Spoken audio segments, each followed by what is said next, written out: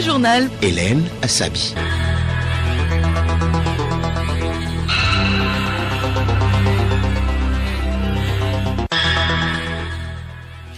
Bonjour à tous et merci de rester avec nous pour le journal. Au sommaire, bientôt la création d'un guichet foncier unique au Togo pour alléger la procédure d'obtention des actes d'urbanisme, notamment le titre foncier. Le décret a été adopté hier en Conseil des ministres. La journée mondiale de l'eau sera célébrée ce vendredi. Elle est placée cette année sous le thème « Ne laissez personne de côté ». Au Togo, le gouvernement déploie des actions en vue d'augmenter le taux de desserte en eau.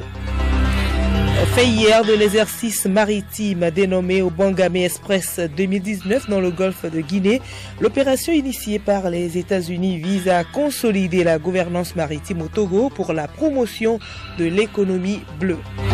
Et puis sport football, le préparatif du match de dimanche prochain au Bénin comptant pour les éliminatoires CAN Égypte 2019. Les éperviers du Togo sont à leur avant-dernière séance d'entraînement ce jeudi. radiolomé.tg. Mesdames et messieurs, une fois encore, soyez les bienvenus. Le Conseil des ministres s'est tenu hier au palais de la présidence de la République. Les travaux ont notamment porté sur l'examen d'un projet de loi organique et l'adoption de 3 décrets. Et le point avec Folibazi Katari, ministre de la Communication, des Sports et de l'Éducation à la citoyenneté et au civisme. Le Conseil a examiné en deuxième lecture un projet de loi organique, examiné en deuxième lecture 2 projets de décret, adopté 3 décrets, écouté une communication et abordé des divers. Au titre des projets de loi, le projet de loi organique examiné en deuxième lecture est relatif à l'organisation et au fonctionnement de la Cour des comptes. L'internalisation des nouvelles directives du cadre harmonisé des finances publiques de 2019 dans l'espace de l'UEMOA et la prise en compte des normes exigées pour toutes les institutions supérieures de contrôle des finances publiques au plan mondial à travers l'Organisation internationale des institutions internationales supérieures de contrôle confère de nouvelles attributions et exigences à la Cour des comptes. Ceci nécessite la relecture de la loi organique du 10 juillet 1998 relative à son organisation et à son fonctionnement. Au titre des décrets, les 2 décrets étudiés en deuxième lecture portent respectivement sur l'organisation et fonctionnement de l'Observatoire national de la politique de l'aménagement du territoire et institution de visa de localisation. L'Observatoire national de la politique de l'aménagement du territoire, créé par la loi numéro 2016-002 du 4 janvier 2016 portant loi cadre sur l'aménagement du territoire a pour mission, entre autres, d'observer les variations des principaux facteurs pouvant avoir des impacts négatifs sur le territoire et d'émettre des alertes à l'endroit du gouvernement sur les risques probables. L'instauration d'un visa de localisation vise à garantir une cohérence dans l'implantation des infrastructures, des équipements, des activités et des hommes sur l'ensemble du territoire national pour un développement harmonieux et équilibré du pays. Le premier décret adopté par le Conseil porte autorisation de perte de nationalité togolaise. Les dispositions des articles 23 et 24 de l'ordonnance numéro 78 34 du 7 septembre 1978 portant code de la nationalité togolaise ouvre aux ressortissants togolais désireux d'obtenir la nationalité d'un autre pays la possibilité de répudier la nationalité togolaise. En effet, l'acquisition de la nationalité de certains pays, notamment l'Allemagne et les Pays-Bas, ne devient effective que sous la condition suspensive de la preuve par les bénéficiaires de la perte de leur nationalité togolaise. Le ministère de la Justice a enregistré pour la période des mois de mai à décembre 2017 plusieurs demandes provenant des Togolais vivant en Allemagne et aux Pays-Bas. Cette perte de nationalité accordée induit pour les demandeurs de restituer les pièces et documents originaux qui leur avaient été délivrés par l'État togolais, notamment le certificat de nationalité, le passeport, la carte d'identité nationale et la carte consulaire. Le deuxième décret adopté par le Conseil est relatif à la création et à l'organisation du guichet foncier unique.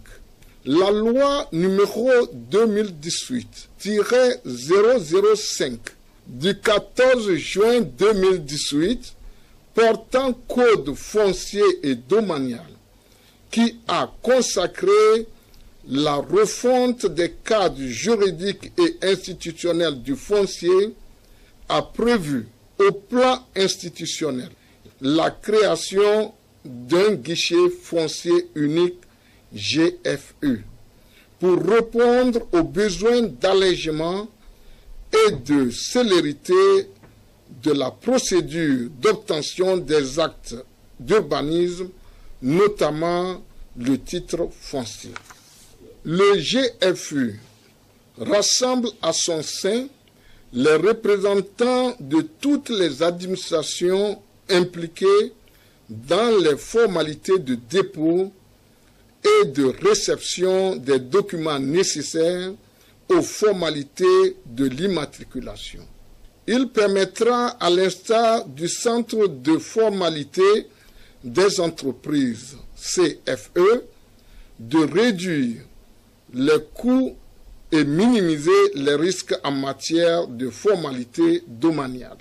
Le troisième décret, adopté par le Conseil, est relatif à la modification du décret numéro 97-219/PR du 15 octobre 1997 portant règles d'organisation et de fonctionnement des chambres régionales d'agriculture.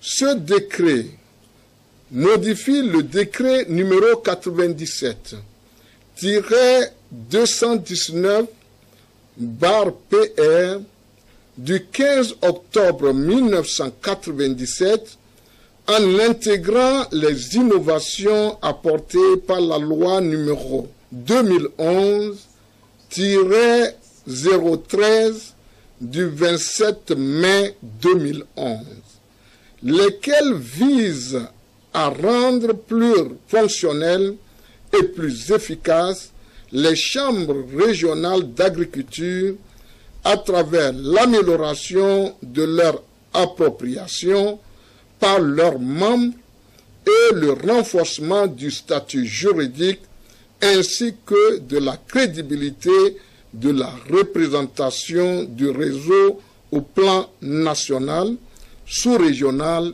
et international. Le décret modificatif instaure des cotisations pour les ressortissants des chambres régionales d'agriculture et transforme le Bureau national des chambres régionales d'agriculture en conseil permanent des chambres d'agriculture du Togo. Le présent décret vise à renforcer la crédibilité de la représentativité ainsi que la légitimité des procédures dans les instances de prise de décision. Au titre de la communication, la seule communication écoutée et approuvée par le Conseil a été présentée par le ministre des Affaires étrangères, de l'intégration africaine et des Togolais de l'extérieur et a pour objet de rendre compte au Conseil des ministres de l'organisation au cours du mois de novembre 2019 d'un forum économique des Togolais de l'extérieur. Dans le cadre du renforcement de la gouvernance politique, économique et administrative, le gouvernement a exprimé en de nombreuses reprises son intérêt pour la participation de tous, y compris les Togolais de l'extérieur, au développement du pays. Dans cette perspective, il lui est apparu nécessaire de mobiliser la diaspora togolaise par le transfert de compétences et de savoir-faire de celle-ci dans les différentes stratégies du gouvernement afin d'optimiser la contribution des Togolais de l'extérieur pour le développement économique et social du Togo. L'événement se déroulera sur 2 jours et constituera un cadre approprié pour le gouvernement et les membres de la diaspora porteurs de projets d'explorer les capacités de financement des Togolais de l'extérieur et de les mobiliser pour la mise en œuvre des projets de développement. Au titre des divers, le Conseil a écouté le compte rendu de la ministre de l'Action sociale, de la promotion de la femme et de l'alphabétisation relatif aux conséquences dramatiques des intempéries survenues dans la nuit du samedi 16 au dimanche 17 mars 2019. On déplore le décès de 3 filles âgées de 8 ans, 11 ans et 14 ans suite à l'écroulement d'un mur et 12 blessés, ainsi que des dégâts matériels assez importants dans les quartiers de Soviépé, d'Avenu, de Nkafu, de l'aéroport. On dénombre 210 ménages qui ont tout perdu, soit 800 victimes dont certaines sont accueillies sur le site d'Agoy-Logopé. Le gouvernement, suivant les instructions du président de la République, continue d'apporter son soutien aux familles des ménages éplorés ou touchés et prend les mesures nécessaires pour réduire les conséquences malheureuses de ces inondations. Par ailleurs, le Premier ministre a informé les membres du gouvernement des objectifs poursuivis en organisant à leur intention une retraite opérationnelle les jeudis 21 mars et vendredi 22 mars 2019. Il les a exhortés à développer l'approche collective et intégrée de gestion de leur portefeuille en vue d'atteindre les résultats attendus par nos populations de l'ensemble du gouvernement. Enfin, le Conseil des ministres a procédé à des nominations au titre du ministère de la fonction publique et au ministère en charge de la santé, le Conseil des ministres. Suivons donc les décrets de nomination sont nommés au ministère de la fonction publique, du travail, de la réforme administrative et de la protection sociale. Le directeur de cabinet du ministre, M. Sampo Alanja, administrateur civil en chef, 2e échelon. Au ministère de la Santé et de l'Hygiène publique, directrice des établissements de soins et de réadaptation, Madame Amivi Afefa Baba, médecin de santé publique. Directeur des infrastructures sanitaires, des équipements et de la maintenance, M. Mikaela Bamba Moussa, ingénieur génie civil. Directeur des ressources humaines, M. Tchaka Djanta, juriste, et directrice de l'Institut national de cancérologie, Dr Ablavi Adani Ife, épouse d'Olé Agbenou, médecin oncologue. Et à l'Assemblée nationale, la présidente informe les honorables députés que conformément à l'article 55 alinéa 8 de la Constitution, la deuxième session extraordinaire de l'année s'ouvre demain vendredi 22 mars 2019 à 9h au siège de l'Assemblée. Écoutez Radio Lomé sur le web sur le www.radiolomé.tg. La communauté mondiale célèbre demain vendredi la journée de l'eau autour du thème « Ne laissez personne de côté ». Au Togo, le ministre en charge de l'eau, Antoine Lekpak-Begbeni, appelle à un regard nouveau sur les questions liées à l'eau et à l'assainissement. C'est à travers un message délivré en cette veille de la célébration. Yao Kamake. Instituée par l'Assemblée générale des Nations unies en 1992, les activités de cette édition 2019 se déroulent autour du thème « Ne laissez personne de côté », une thématique qui véhicule un objectif précis. Antoine Lekpak-Begbeni, ministre de l'eau, de l'équipement rural et de l'hydraulique villageoise. L'objectif poursuivi à travers ce thème est que le droit à l'eau soit reconnu par le monde entier pour tout un chacun, sans distinction de race, de sexe, d'appartenance ethnique, de catégorie sociale, de religion ou de quelque autre critère. Il s'agit donc de permettre aux milliards de personnes dans le monde qui n'ont pas accès à une eau saine et à un assainissement adéquat, et aux groupes cibles, à savoir les femmes, les enfants, les réfugiés, les personnes handicapées et beaucoup d'autres souvent négligés ou faisant l'objet de discrimination, de pouvoir enfin satisfaire ses besoins essentiels de la vie. Le ministre, par ailleurs, a relevé l'importance de la problématique de l'eau dans les préoccupations du gouvernement. Au Togo, la problématique de l'eau a toujours été au cœur des préoccupations du président de la République, son Excellence, M. Faure Sazimna Gnassingbé. Sous sa houlette, le gouvernement togolais a entrepris des actions concrètes visant à améliorer les conditions de vie des populations, notamment en matière d'accès à l'eau potable et aux services adéquats d'assainissement. Le mandat social en cours traduit bien le souci permanent du chef de l'État de faire de notre pays une référence où le droit fondamental du citoyen à disposer de l'eau potable en quantité suffisante doit devenir une réalité. En termes de chiffres, le ministre en charge de l'eau a précisé que le taux de desserte nationale en eau est passé de 42% en 2005 à plus de 54% aujourd'hui. Et dans le cadre du plan national de développement PND en cours, l'objectif est de porter ce taux à 68% d'ici 2022. En outre, déjà pour le compte de 2018, plus de 1500 forages en panne ont pu être réhabilités. Merci à vous, Yao Kamake. Lancement hier à Lomé du cluster maritime de l'Afrique francophone.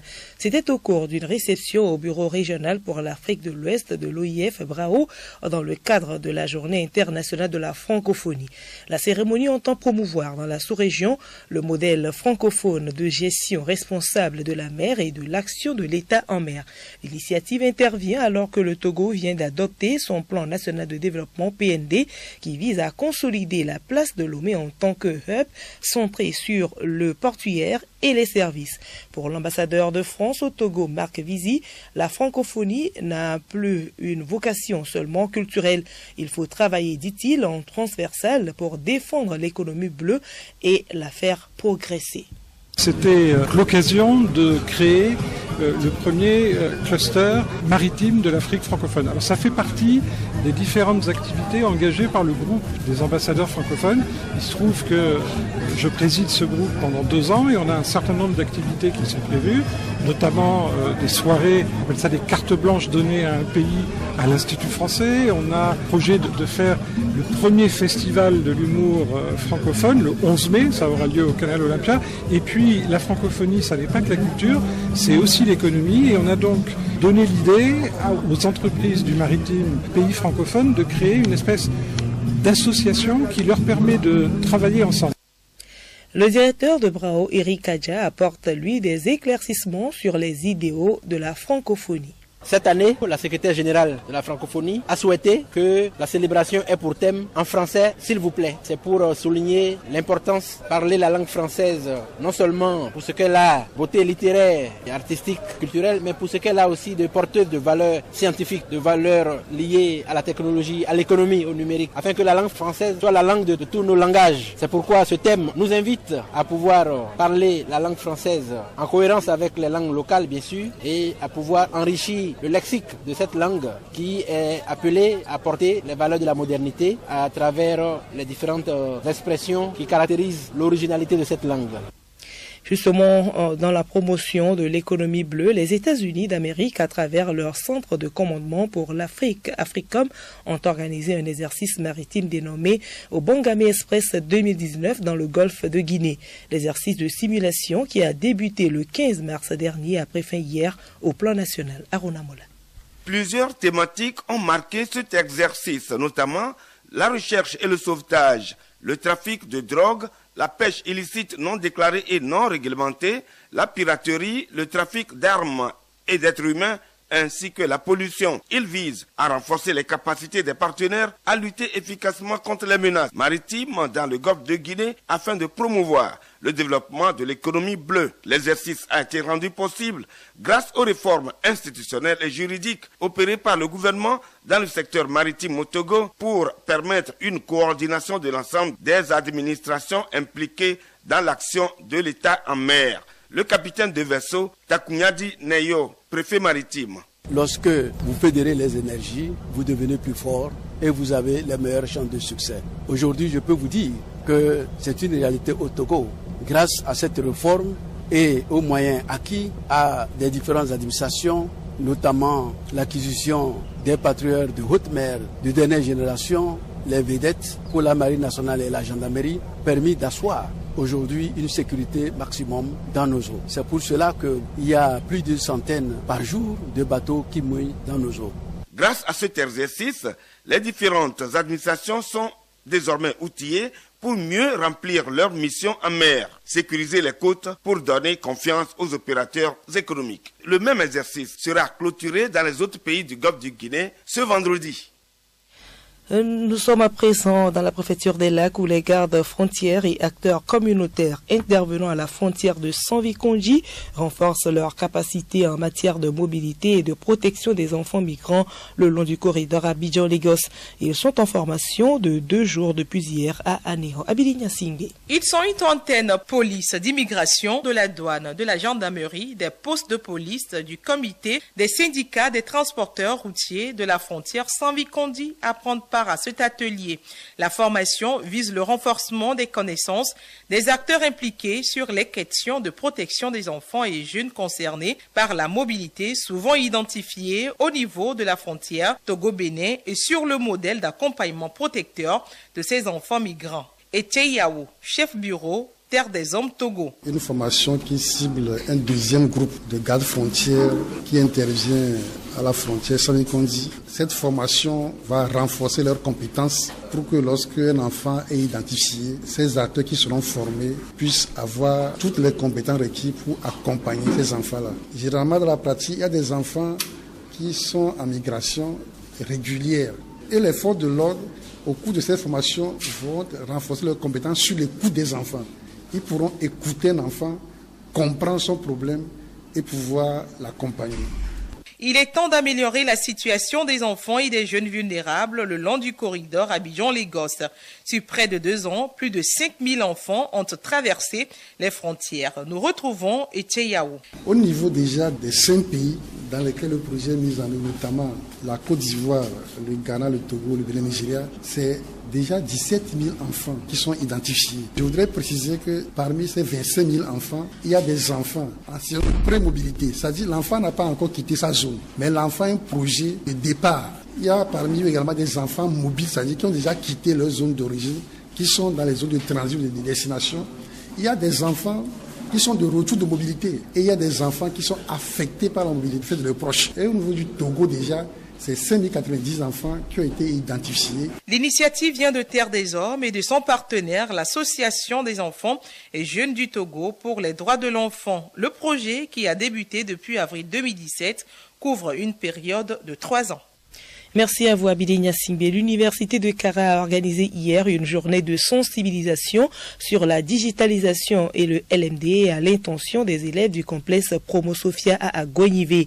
Placé sous le thème environnement numérique de travail à l'université, comment s'y prendre?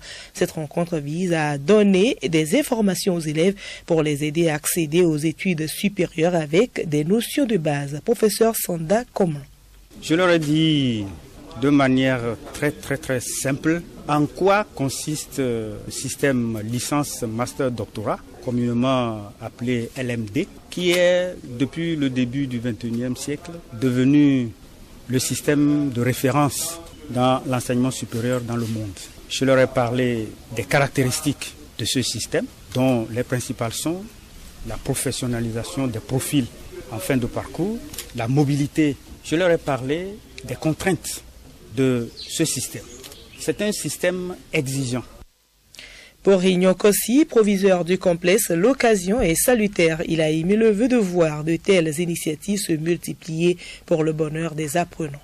Système LMD, quelle est son efficacité, sa performance? Et je crois qu'à travers sa communication, il a été clair, il a fait le distinguo, comment les apprenants vont s'y prendre, les enseignants, les parents, pour que ce système soit bien réussi et combler toutes les attentes, surtout des apprenants, qui est la première matière.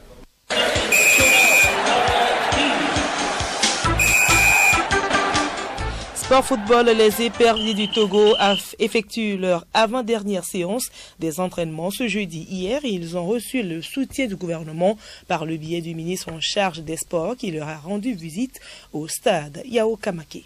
La bande au coach Claude Leroy continue d'affûter les armes pour l'ultime match de qualification dimanche prochain contre les écureuils du Bénin à Cotonou. Cette avant-dernière séance des entraînements est ouverte au public qui sera au stade municipal cet après-midi pour apprécier le degré de sérieux qui anime les éperviers. Déjà hier, le ministre des Sports était allé apporter le soutien du gouvernement à nos ambassadeurs. Foli Bazi Katari a souhaité de ses vœux la victoire de l'équipe nationale au vu de la grande joie que mérite le peuple togolais. Foli Bazi Katari. Et le plaisir que ça procure à tous les Togolais lorsque les éperviers gagnent, ce plaisir-là est au-dessus de tout.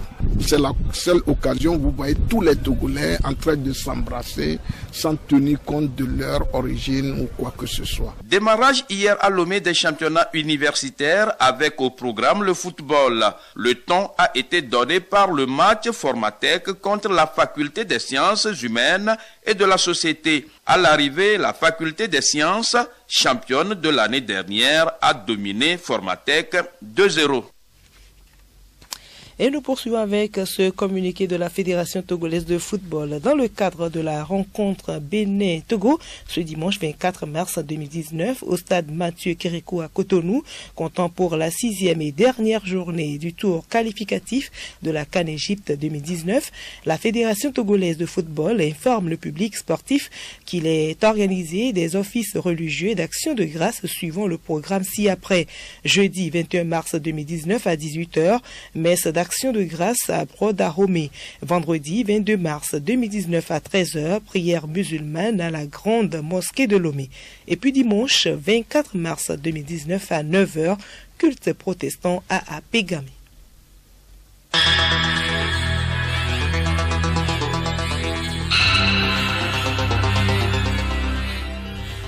Voilà, nous sommes ainsi arrivés à la fin de ce journal. Merci de nous avoir suivis et bonsoir chez vous.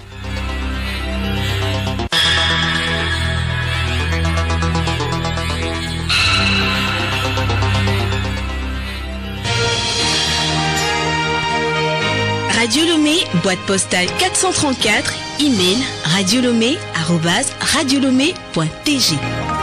radiolomé.tg